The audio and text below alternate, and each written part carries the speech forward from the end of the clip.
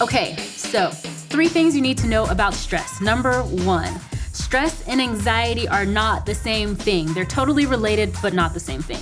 The Anxiety and Depression Association of America explains it this way. Stress is a response to a threat in a situation. Anxiety is a reaction to that stress. Put it this way.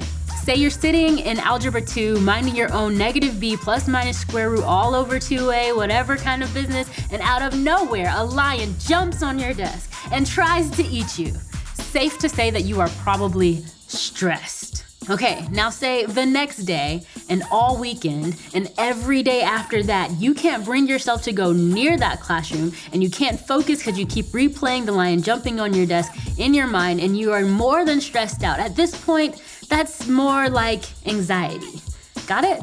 Okay, time out. I need to go back to the studio. I need to say something really important to them really quickly.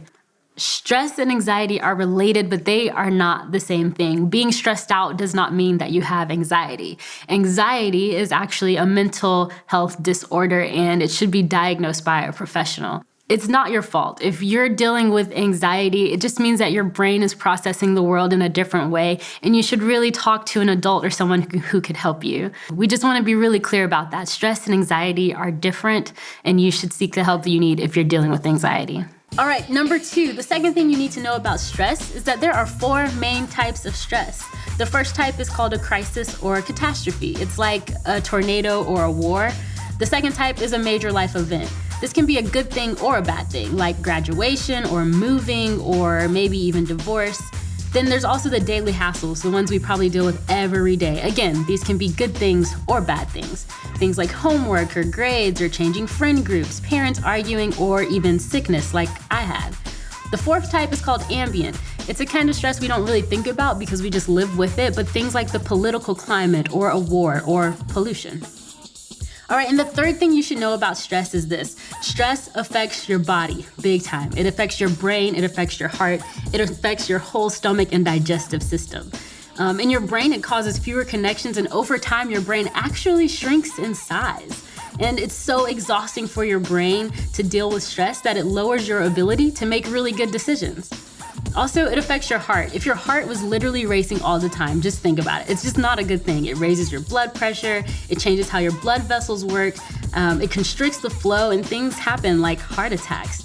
There actually used to be this thing called the broken heart syndrome, which when you were so stressed out because of a broken heart, that too could lead to a heart attack. And lastly, it affects your digestive system, right? Stress uses so much energy that your brain starts sending this message that you need more energy. And so your stomach receives that message and it makes you crave things that give you quick bursts of energy, like sugary things and carb things, and all of that leads to weight gain. It also attacks your immune system, which makes you more susceptible to disease and slower to heal. Your brain is so attached to your stomach that it actually causes you to be more likely to feel heartburn. Stress ultimately disturbs the contractions that move food through your guts, and so you end up having things like diarrhea or irritable bowel syndrome. Let's not talk about it. We'll just say that you are full of stress.